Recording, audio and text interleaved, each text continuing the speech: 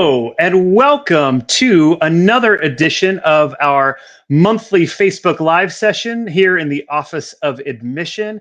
My name is Heath Einstein. I'm the Dean of Admission at TCU, and so excited to have you join us once again. Or if this is your first time, then I'm really excited to have you join us. And so many people have already tuned in. Hi, Julie from Denver. Hi, Tristan from Texas, Nick from Seattle, Mason from Chicago. Mason, I got your email earlier today. Thank you very much. I'm going to email you back later. C from Towson in the Baltimore area. Kelly from the city of brotherly love in Philadelphia. This is just so cool to see everybody here. As we do with all of our Facebook Live events, we always start with a land acknowledgement because here at TCU, we're located on the ancestral homeland of the Wichita and affiliated tribes, and we are forever in the debt of all Native peoples who have been on this land since time immemorial. Now, you know that we have been doing this event now for quite a while. In fact, we started this last March with our program on standardized testing in the college admission process and campus visits. We went through everything from course selection to college essays to financial aid and career and professional development. We've had guests on. It's been a really, really fabulous year. And I'm reminded, of course, that it has been exactly a year. So we're going to celebrate the year by just wishing ourselves a happy birthday. So sing along with me if you'd like.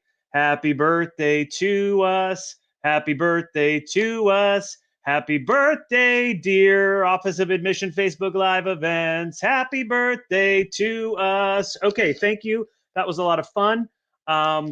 Okay, so this month's theme, as you probably know, is we're going to talk about how to actually select the college. And this seems like a really good time to do that. How do you actually choose the college because of where we are in the admissions cycle?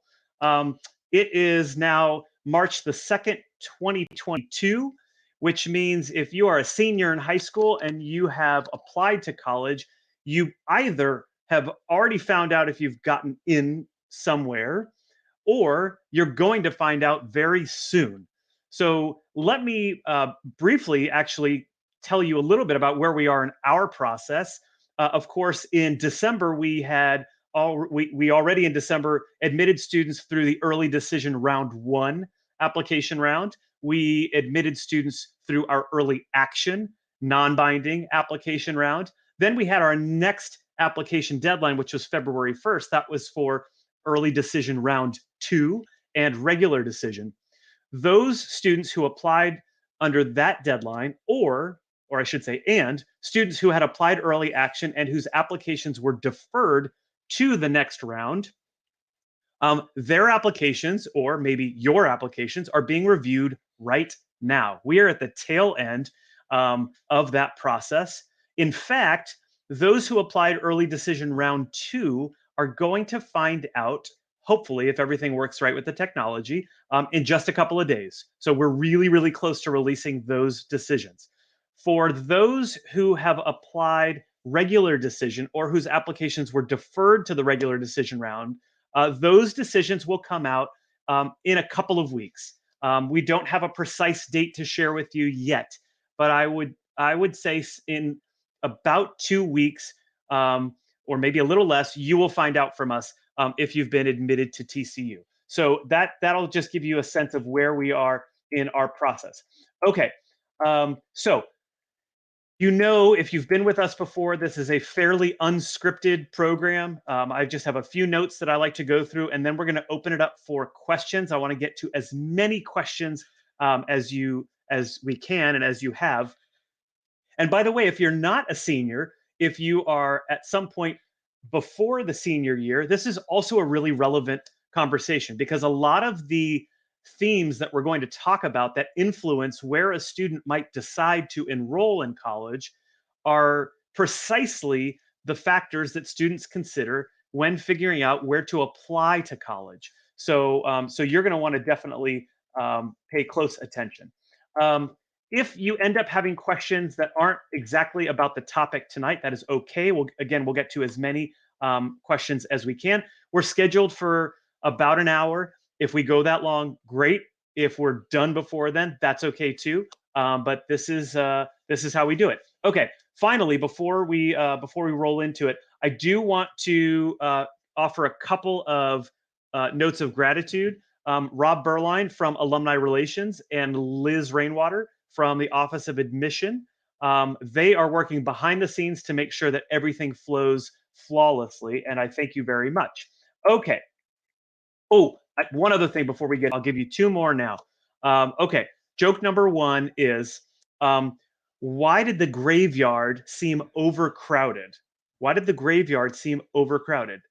Because everyone was dying to get there. Everyone was dying to get there. Okay, that's pretty macabre. Let's go away from that. That's too sad. Okay, joke number two, dad joke number two.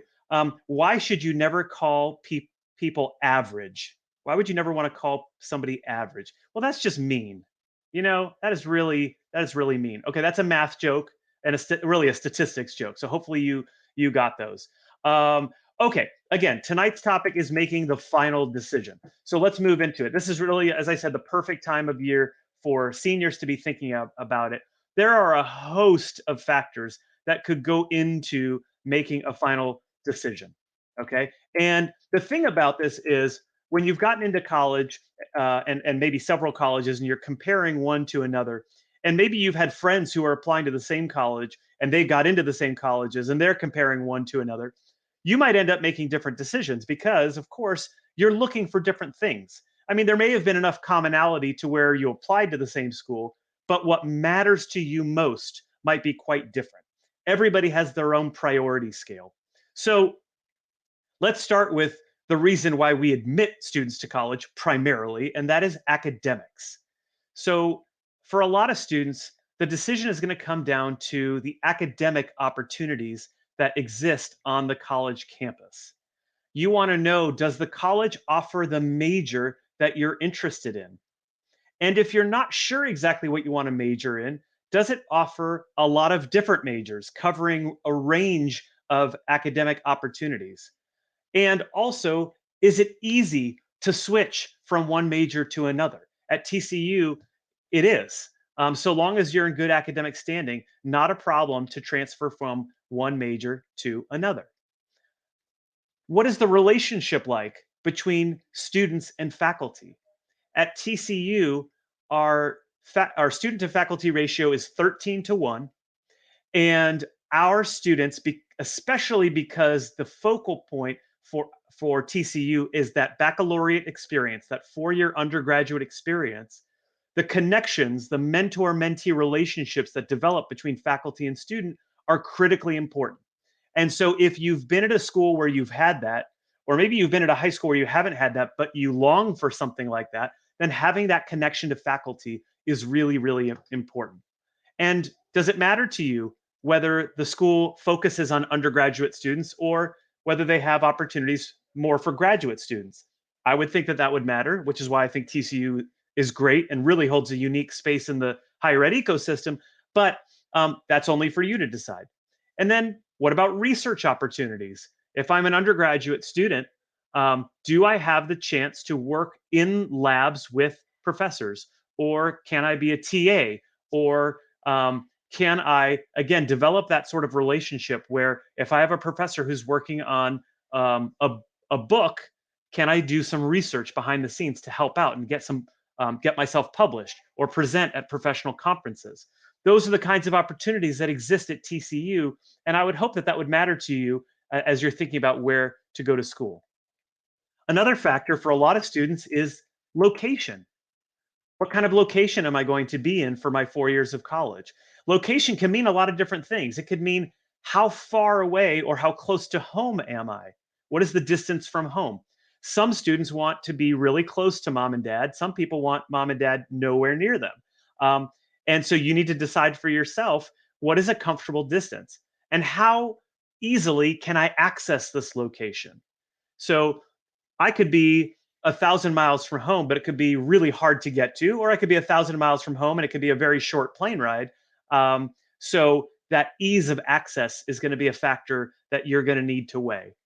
And then, is the area that I'm going to, is it urban? Is it suburban? Is it rural? Do they have opportunities for me off campus that I'm going to want to take advantage of? So the location is really important. We think we have the best location in the world. Fort Worth, Texas is the 12th largest city in the United States. It's one of the fastest growing cities in the United States. There's so much to do here, and yet we're on a beautiful residential campus. And so our students really do have the best of both worlds. They're able to make strong connections with folks here, but they can get out into the city and take advantage of everything that there is to do, not just in the city of Fort Worth, but the larger Fort Worth, Dallas metroplex, which sort of bleeds into the next factor that might be important to you, and that is pre-professional opportunities. What are the job opportunities for me while I'm a student here? Job opportunities could mean just getting a job so I can have some spending money, like maybe working at the local pizza parlor.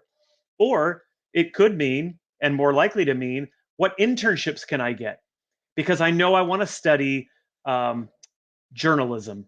And will I have the opportunity to work for a media company here in the DFW area or wherever else you're looking?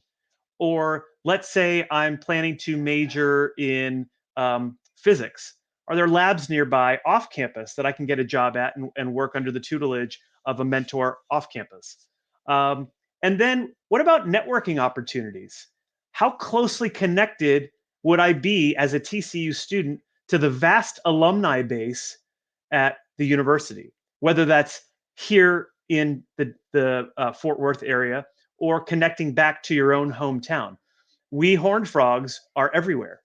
And that means you're going to make strong connections while you're a student here. And then after you're a graduate from TCU and you're an alum and you go out into the world, having those connections can make a big difference for you, not just socially, but professionally. And then in particular here in Fort Worth, we have such a diverse array of industries that our students get fantastic jobs while they're in school that they often parlay into full-time employment after college. So when you're thinking about the school that you might want to go to, you need to consider not just what the 4 years are going to be like, but what will that mean for you in preparation for the decades that will follow for you. And then what about campus life? There's a lot to love about our campus. And any campus that you go to, you need to consider things like the residence halls, where you're going to live, and the food that you're going to be eating. You know, you're going to be eating that food for 4 years. Are you going to get sick of it after the first week? Or are you going to still enjoy the fact that at TCU, you're going to get freshly made food every day with lots of yummy desserts too? I just want to add that. What about athletics? Maybe I want to do intramural or club sports, or maybe I want to be a fan or participate in intercollegiate athletics. At TCU, of course, as a member of the Big 12 Conference, we play a really high level of athletics, and that imbues our campus with a strong sense of spirit. So, what kind of spirit do you want on campus? Does it matter to you if you go to a school where everyone is drenched in the school colors, like you would see at TCU? Everyone's got purple on and raising up the Go Frogs all the time. Or are you comfortable being on a college campus where people are wearing the gear from the college that they kind of wanted to go to but didn't get in, or maybe where mom or dad went to school? That sort of thing makes a difference in terms of the vibe that you feel on campus. And then what are the other organizations and clubs that you might get involved with? At TCU, we've got hundreds of them, ranging from fraternity and sorority life to music and dance and other fine and performing arts clubs. Community service work, mission trips. If these are the things that you value, you need to investigate what the schools that you've been admitted to have to offer for you. And then what is the composition of the student body? Does everybody there look the same and act the same and think the same? Or does the university reflect the broad cross section of our society, which is a big part of going to college? It's you want to be able to interface with people who don't have your same life experiences. And so at TCU, when you come to our campus, you're going to be engaged with people from all over the place. You could see just when we were going through the introductions where people come from. This is rather reflective of what the student body at TCU is like. So you want to make sure that you're going to be in an environment where, at least if this is important to you, where you are going to be able to meet differences in a really wonderful and positive way, like we have at TCU. Um, Cost of attendance is a huge factor for a lot of folks. And so, especially as the cost of attendance continues to go up and up each year on college campuses across America, you need to make sure that when you are doing your final analysis, that if cost is a factor for you, as it is for most families, that you're making smart choices about how you're going to invest those educational dollars. Remember, this is an investment that will pay off over the course of your lifetime. And so only you can decide what is the dollar amount that will work for you, what you can afford to pay, as well as what you're willing to pay. And those two are not always the exact same thing.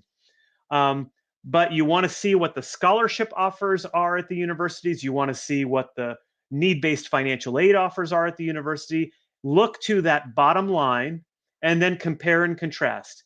And if TCU is your top choice and we're less expensive than any other school that you're looking at, well, hey, that makes it easy. If we're your top choice and we're a little bit more than the other schools you're looking at, you might determine this is still worth the investment. Um, I got a couple of pieces of advice for you, and then we'll open it up for questions. One is, um, if you have the opportunity, you should definitely plan to visit college campuses, the ones that you've gotten into, especially if they are, especially the ones that you're most sincere about, the ones you're most interested in. You might have gotten into 7 or 8 schools, but you might have said to yourself, you know what? I'm really only interested in about 2 or 3 of them that I've gotten into. Let's plan a visit. Colleges have special admitted student events. At TCU, we call that Experience TCU. We offer them several times in the spring semester. Once you've been admitted, you can go into the student portal and register for Experience TCU. That is the one event that's inside the portal versus what you can find on our website. Um, and then come for a campus visit. And when you're on campus, of course, we have lots of people on our staff and lots of students who are here to tell you what makes TCU so great. Um, I would encourage you, no matter what college campus you visit, to spend time talking to people who aren't paid by the university to tell you how great the place is. And I can almost guarantee you that when you talk to somebody at TCU who doesn't work for the Office of Admission, they're still going to tell you this is the place where you want to be. This is a campus where our students are incredibly happy. And just going back to the cost of attendance that we were talking about earlier, if you're going to spend a lot of money on a college experience, you want to be somewhere where people are really happy to be there. So, um, so you definitely want to talk to people who aren't sort of the hired guns.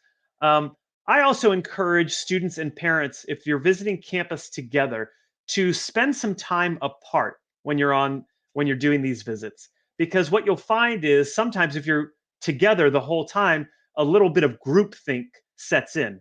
Whereas if you have some time to divide up and see different parts of campus and talk to different people, then you come back together and you compare and contrast notes. You might have seen the same thing. You might have seen something a little bit different.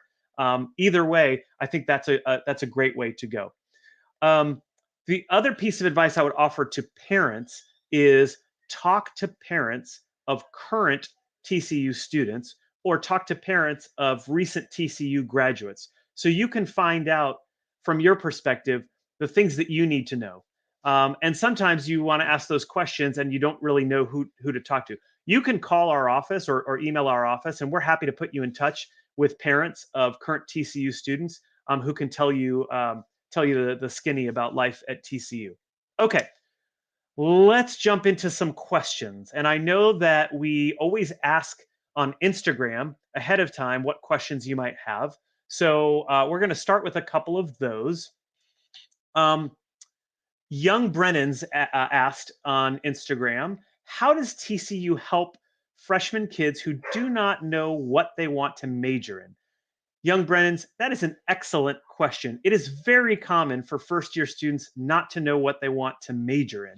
And in fact, I would say that while it's fine for students to know what they want to major in, it's really unfair of adults to ask students at age 17 or 18 what they plan to do with the rest of their lives.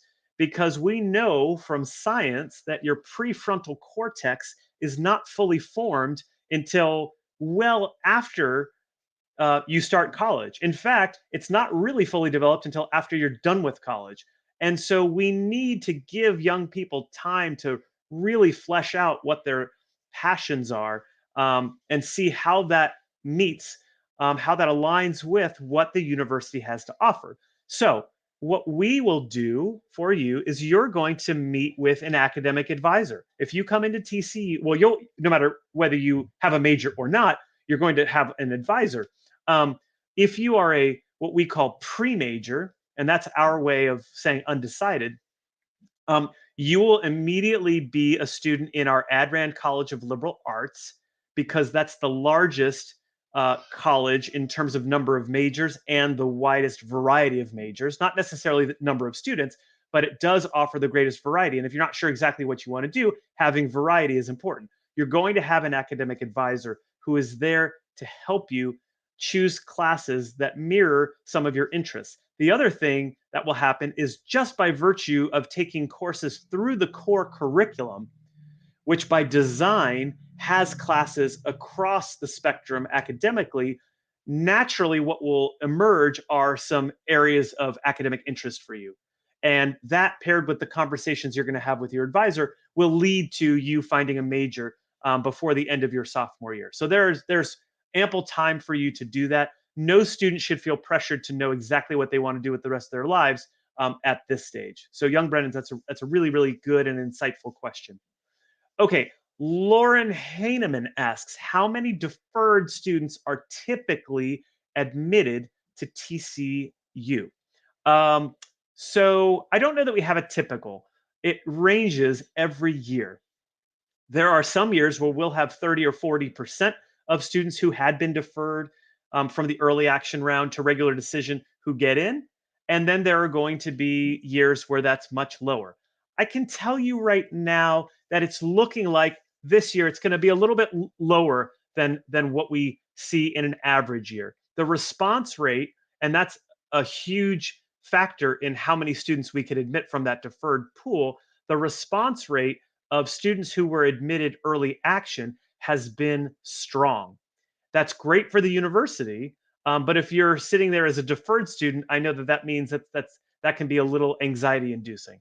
So the good news is you don't have much longer to wait, and we really do try to admit as many students as we can. And I will tell you that having gone through files over the last 6 weeks, but especially the last 2 weeks as it's really started to ramp up in terms of our committees making final decisions, we've had some really tough choices. We have so many amazing students who want to come to TCU, and we're honored that you are out there and you want to be part of the community. And it's really not fun to say no to students, but unfortunately, not every student who applied is able to be admitted. Okay. C. Hendricks asks, how did TCU react to COVID? What percentage of classes are online now? And how about last year? Um, so, really good questions. I think we reacted to COVID very well. We let the science do much of the talking when it came to leadership making decisions, but we also injected a good bit of common sense into it. And so last year, in the 2020-2021 school year, for the first semester, students were given the option as to whether they wanted to take coursework online or in person. And faculty were also allowed to choose whether they taught online or in person. And in that first semester, the fall 20 semester, I would say more than half of the courses were offered online. Now, in the 21-22 school year, nothing is virtual. Everything is in person. And by the way, last year, almost all of the students were living in residence halls. So even at the point when we didn't know nearly as much about the virus as we do now, and through some of the peaks that we saw, we have been, in terms of our students in residence, have been in person the entire time. The only time we were home, where the students were home, was when the pandemic first struck in March 2020. Aside from that, our students have been on campus. TCU just yesterday, in fact, lifted the indoor mask mandate, um, following CDC guidelines. Again, trying to balance what the best scientists are telling us with the needs of our community. And you can go online. There, TCU does a really good job of keeping a dashboard of information that will tell you at any given moment how many cases are on campus, and the numbers have been incredibly low. So I think we've done a really, really nice job, but I do appreciate that conversation.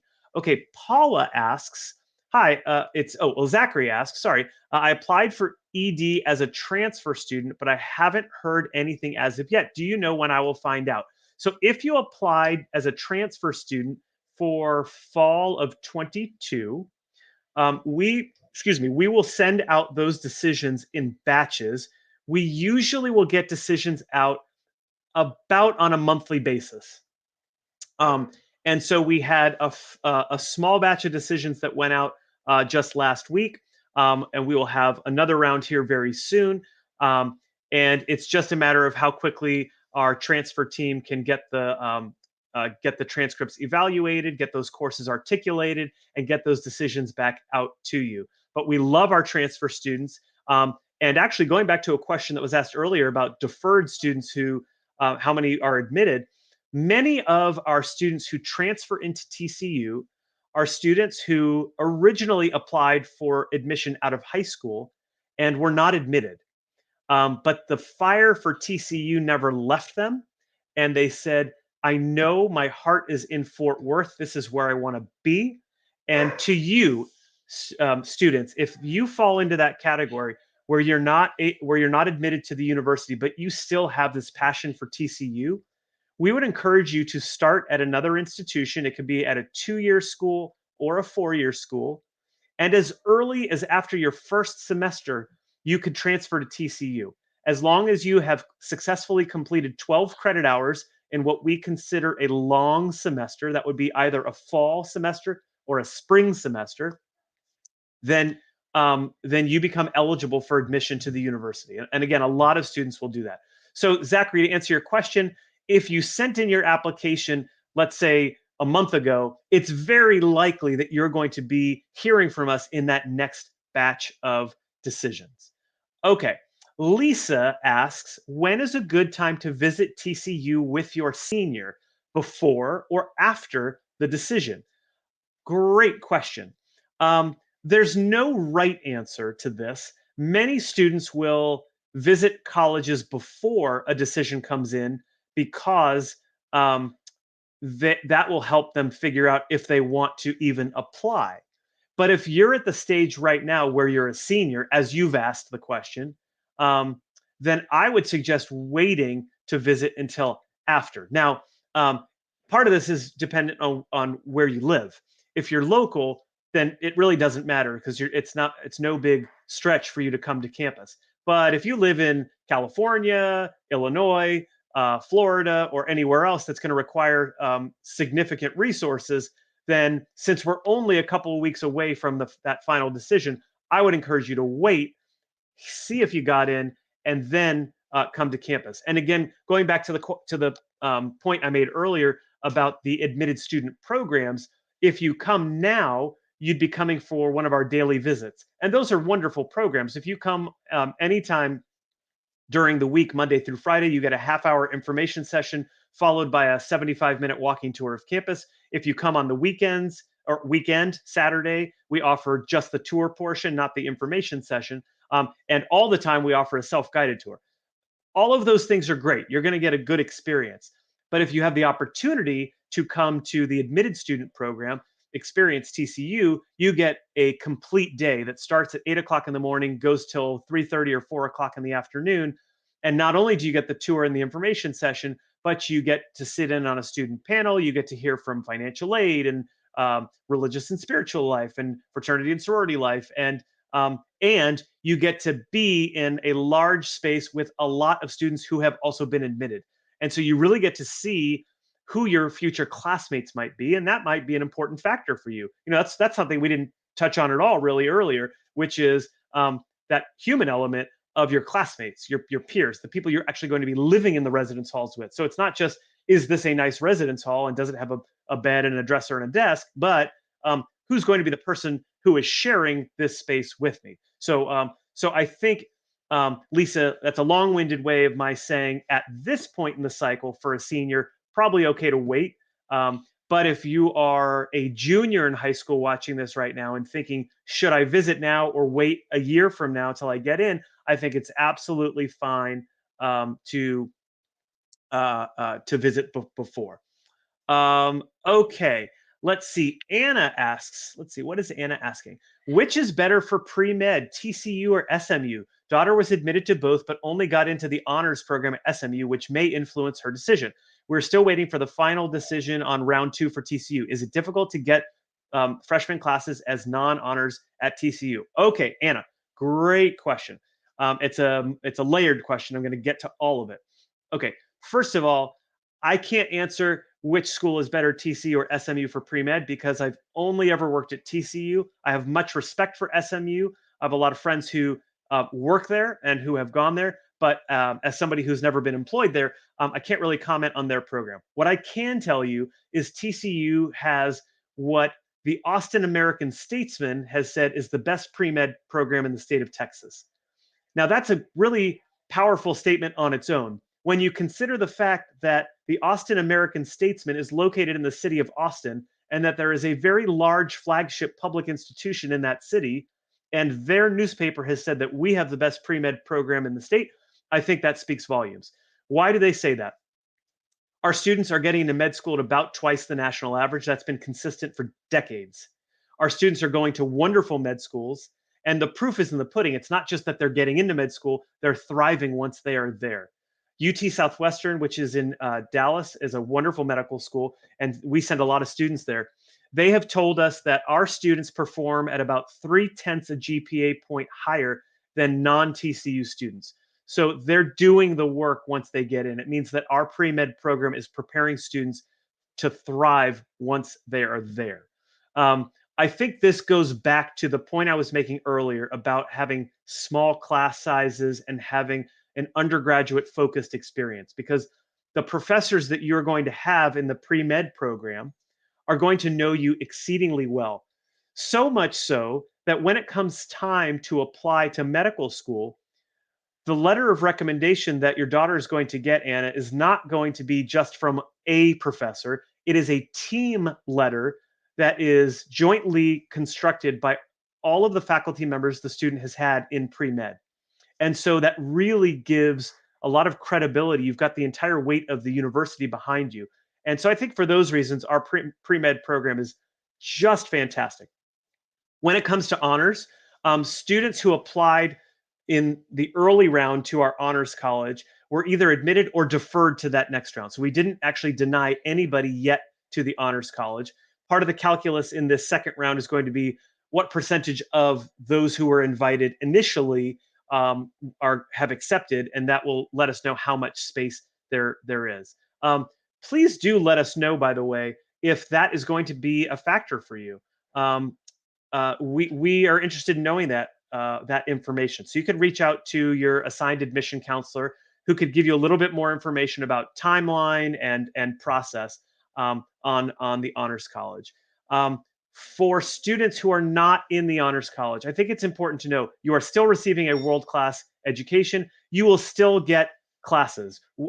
We are not one of those schools where students frequently get shut out of classes. We don't have like a lot of high impact places where students aren't getting classes and therefore they're waiting to graduate in 4.5 or 5 years. That is the case at a lot of other institutions, not so at TCU.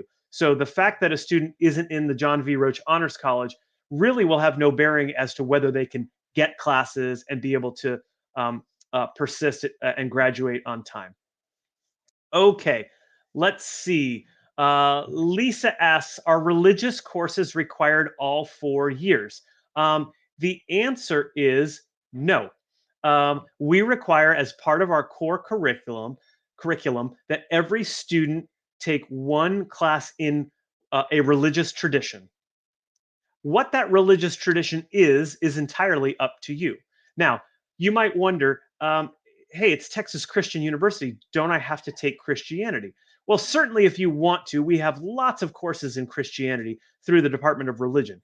Um, but it's important to know that they are taught from an academic perspective, not a didactic perspective. And so, for that reason, you're going to have choices amongst many religions. There are a lot of students who come here and they may be devout Christians and say, you know what, I sort of get the Christian thing. I'd really like to learn about Eastern religions or Caribbean religions. And those classes would also satisfy our core curriculum as far as that religious tradition goes. Okay. Scott Martin asks, I'm wondering about the campus layout. From my own visitations and talking to current attendees, I see the campus is connected from the sports fields to the classrooms. How does this impact the community? Does it make it more cohesive? Scott, I'm really glad you asked that question. I love the layout of our campus. I think it just makes a great deal of sense. First of all, the thing you have to know if you haven't been to TCU or you haven't spent a lot of time on campus, and if you go to any college campus, the first time you're there, you're going to be really turned around. So just understand that going in. I think our campus layout makes a whole lot of sense. You fairly seamlessly go from the far end on the western side, which is the athletic facilities, intramural fields, the baseball diamond, the soccer field, track and field, and so forth. That's sort of in one corner.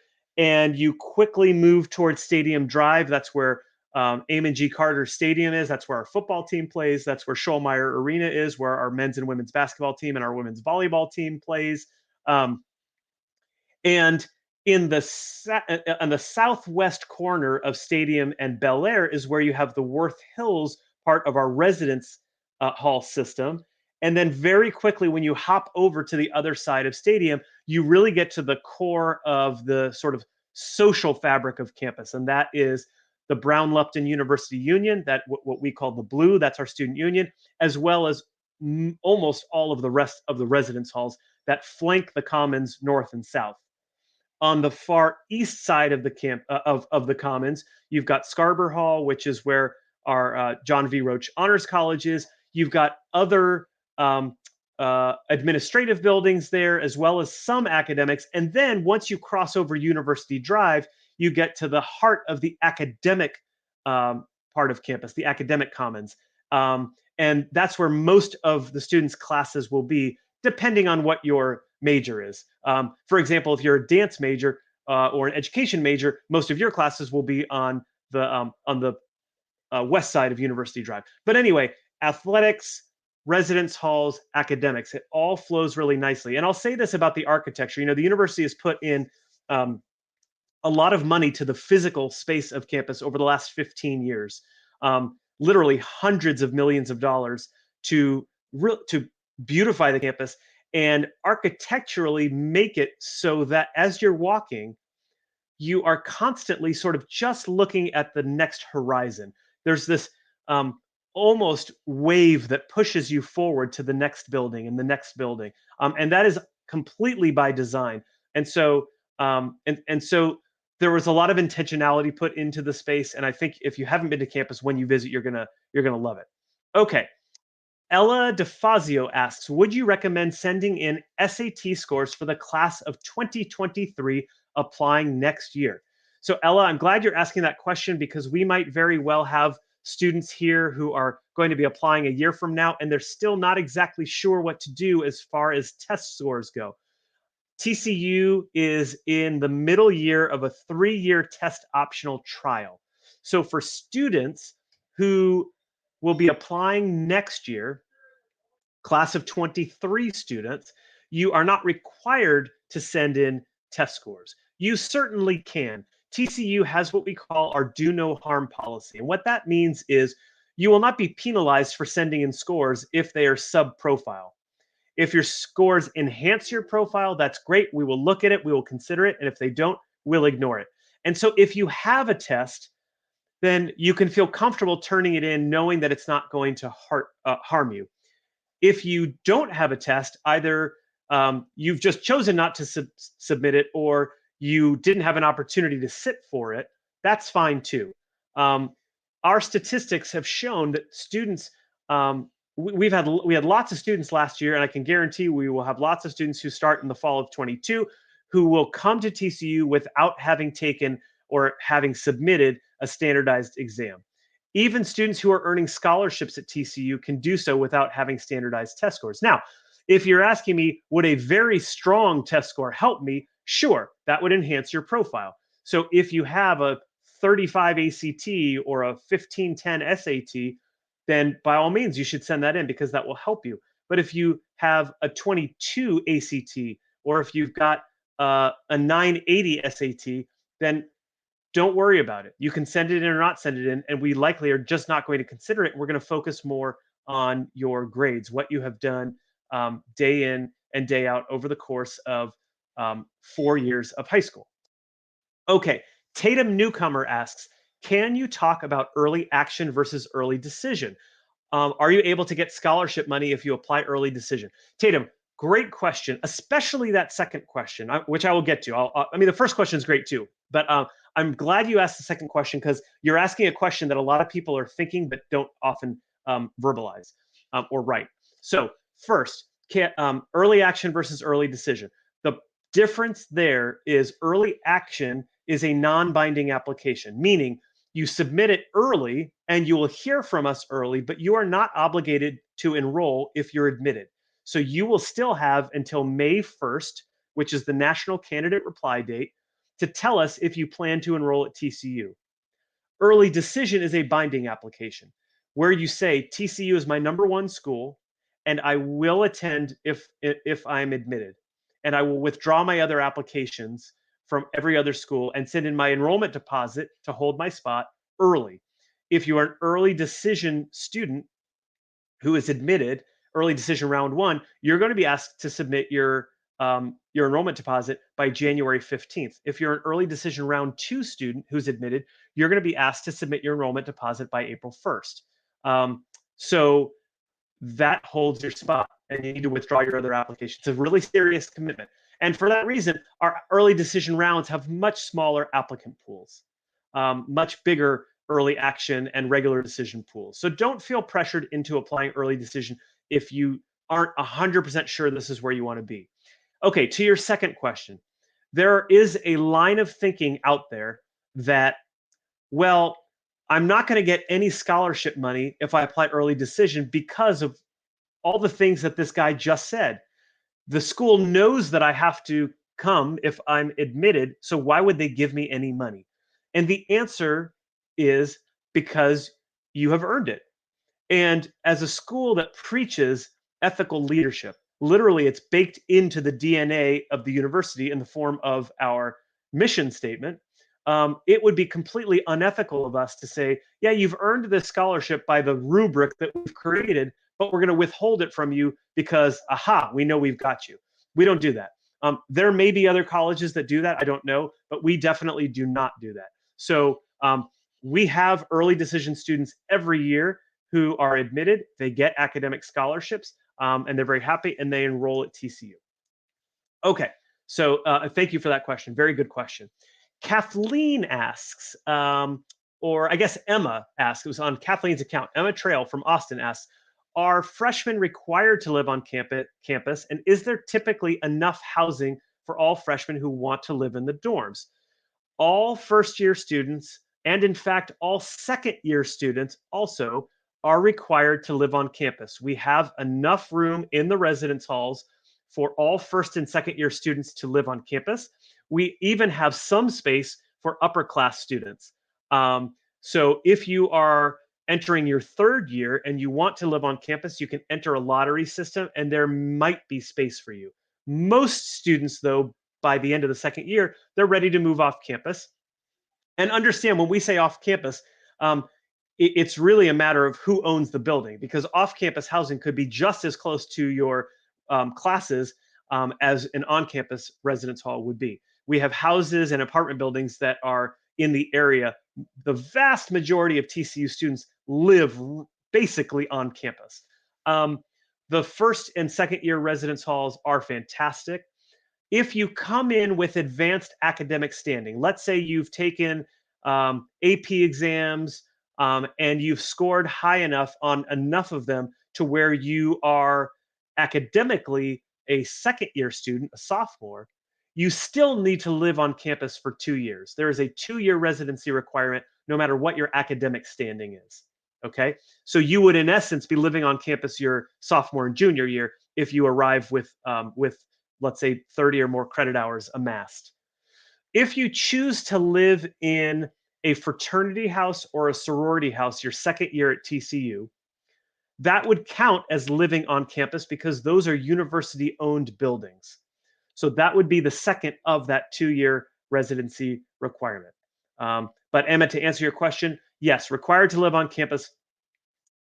And I would say somewhere in the neighborhood of 97% of first year students do. If you are a local student and would like to stay home or need to stay home for one reason or another, you can petition to do that, and then in most cases we will grant you that ability. But most students will live on campus.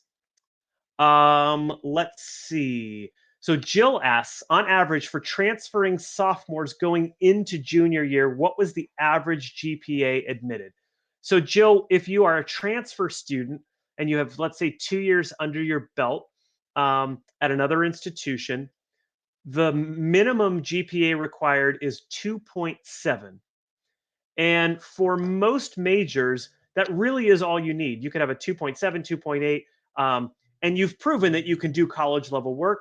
For most majors, as long as you have that GPA in core academic subject areas, or I should say not core, transferable, because those aren't necessarily the same thing, transferable subject areas, and that you are in good disciplinary standing at your institution and every institution that you have attended, because we do require that, then it's pretty straightforward. There are some majors that require a slightly higher GPA. And if you go to the admissions website and look at the transfer requirements, it will be very clear what GPA is required based on the major that you are interested in. So thank you very much. Chase says, I am a veteran that applied as a transfer student using the GI Bill. I was wondering if TCU has very many veterans on campus. Great question, Chase. And first of all, thank you for your service to our country and defending our freedoms. We are a veteran-friendly campus. We have a lot of veterans on our campus. And not only can you use the GI Bill at TCU, but we are a yellow ribbon school, which means that which means that TCU will see what funding you have available through the GI Bill and can make up the difference, can make up that delta between what benefits you have and what the cost of attendance is. We have a veterans office, and you're going to get connected, plugged in with a lot of folks here who have served our country before. Now, I just used the word delta, which reminded me I have another funny thing to share with you. So my wife, as a gift, got me these, like little calendar, like daily jokes on a calendar. And the theme of the calendar that she gave me was tricks to appear smart in meetings. Okay, tricks to appear smart in meetings. So this is the one from today. Instead of difference, say delta. Notice I just said delta. That's what reminded me. When speaking about the difference, use the word delta so it sounds like you know math. Say, these options sound similar. Can someone explain the delta? You're going to sound really smart. So even though it's tricks to appear smart in meetings, I think it's for students. Tricks to appear smart in class. When you're talking to a teacher, if you use the word delta instead of difference, I think you can go a long way in making the teacher think you're smart. Okay. Margaret asks, will I need a car on campus? What is transportation like? Margaret, no, you don't need a car on campus. Yes, you can have a car on campus. We don't have any restrictions. I think what TCU students would tell you is among the most common complaints that our students have, and that you're going to find this on just about any college campus, is parking. There isn't enough parking for everybody who has a car. Because of our location, we're about 10 minutes from downtown. We're 35 minutes from DFW Airport. You can take an Uber or Lyft anywhere you want to go. And you're going to have friends who do have cars. So you definitely don't need a car to get around. And much of what you're going to want to do is within walking distance anyway. And you also don't necessarily want to be the friend who has a car, because then everybody's going to come out of the woodwork and say, hey, Margaret, um, can I hitch a ride with you to Target or wherever you want to go? So I would say you definitely don't need one, but you certainly can have one. It's totally up to you. Okay, let's see. Mora asks, have a couple of questions. My son got accepted. Yay! Congratulations. Go Frogs. I'd like to know, how often does TCU offer scholarship, and how big is the chance for the student to maintain a scholarship for the full 4 years? Okay, so first of all, when a student is admitted to TCU, along with the offer of admission, if there is a scholarship offer, you will see that in the portal. So when the student logs into the My TCU portal, in the upper right-hand corner, there will be a header that says letters, and underneath that will be the decision letter, the offer of admission in PDF form, as well as, if you earned a scholarship letter. It's going to be right there. So it's very clear if you got one or not. I would say, in terms of academic scholarships, which are the ones that we administer in the Office of Admission, um, in any given year, it could be 40 to 50% of the students will get an academic scholarship, maybe a little bit more in some years, maybe a little bit less in other years. It really just depends on the composition of the students. And if you are not given an academic scholarship, number one, you can always apply for, and we certainly would encourage you to apply for, need-based financial aid. Number two, there may be other scholarship dollars available to you that are not administered through the Office of Admission. If you go to the Office of Financial Aid's website, they have a searchable database.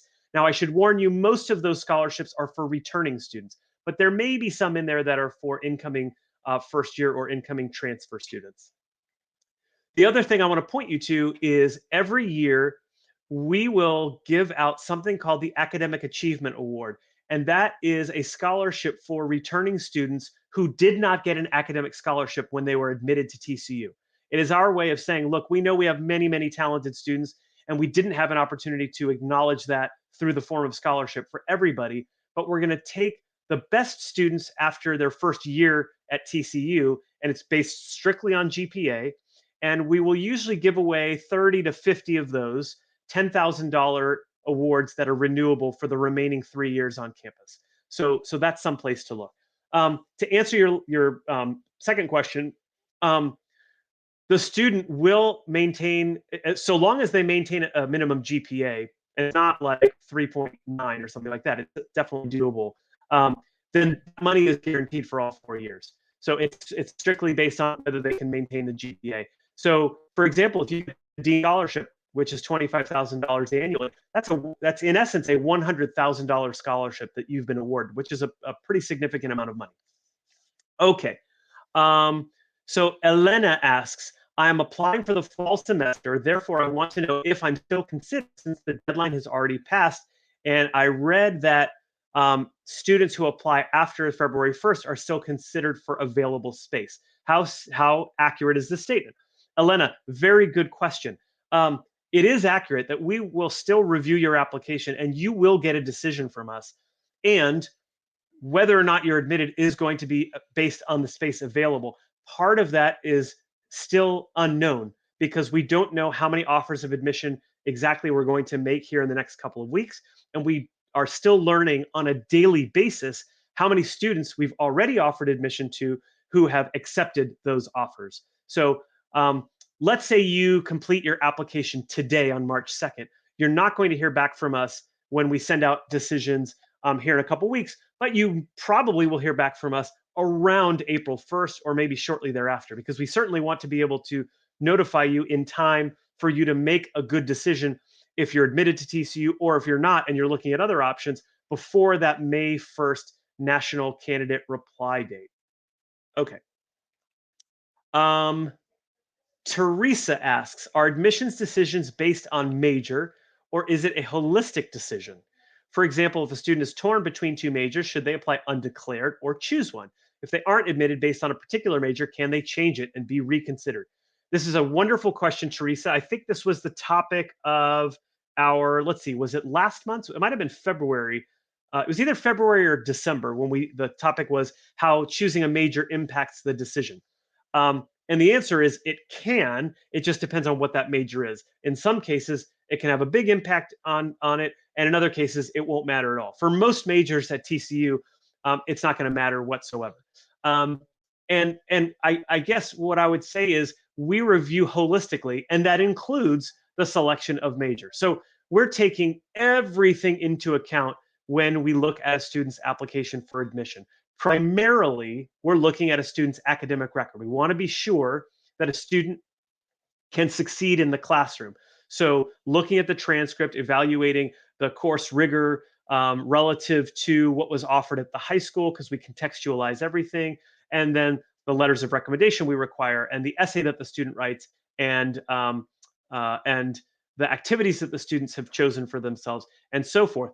But the application asks a lot of questions, and we don't ask any question that we don't care about the answer to. So any piece to the application could make a difference. And the reason why we call it holistic is because we look at everything, and because what matters for one applicant might be a little bit different from another one. So the answer is yes, we do look holistically.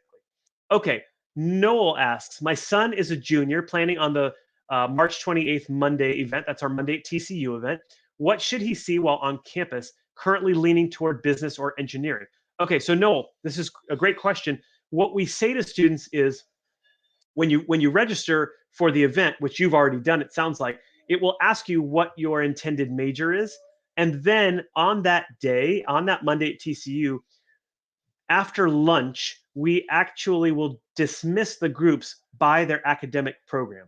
So you don't have to make a decision today, but sometime before the end of lunch on March 28th, you all will need to decide, do you want to spend some time learning more about business or about engineering? It's possible if you are coming together that you split up, and maybe the parent go to one of those and the student go to the other, and that way you can compare notes, because you're not going to have an opportunity to do both of those things at the same time. Of course, afterwards we can always connect you with somebody in the department that you didn't get to, but I think always better to see people in person when possible. Okay, we have time probably for one or two more questions. So I'm just scanning to see what else we have. Okay, Marcy asks, students with 504 IEP, how much support do you offer them? So if a student comes in, Marcy, with a learning difference, a documented learning difference, and or other sort of needs where accommodations can be of great use, then we have resources. We have an Office of Access and Accommodation. They want to hear from you. They want to have they would want to have a plan that was put in place fairly recently. So the most recent documentation you can provide will be incredibly helpful to them. Our faculty are very accommodating. And I think this goes to the point of being part of this collaborative, connected environment. It is in everybody's best interests for our students to succeed. And we are in the business of taking down barriers, not putting up barriers. And so for that reason, you're going to find at TCU, we have an incredibly accommodating campus. And so please do reach out to our Office of Access and Accommodation. I think you're going to be really pleased by what you see. Okay, we are just about at the top of the hour, so I'm going to end it here by saying thank you very much. I'm so sorry we couldn't get to all of the other questions that were in there. I know there were a lot. I hope some of what we talked about helped you think about the factors that might be important to you when you're deciding where ultimately to enroll. We are here. Please come visit us. If you're an admitted student, come to Experience TCU. If you haven't yet been admitted, if you haven't yet applied, come for a daily visit. Come to Monday at TCU. You can find those registrations on our website. You can also find lots of other information. Follow us on social media at TCU Admission. You can find us on Instagram, on Twitter, if you're a parent, because students don't go on Twitter. If you are active on YouTube. You're going to see a lot of our content is put up on YouTube.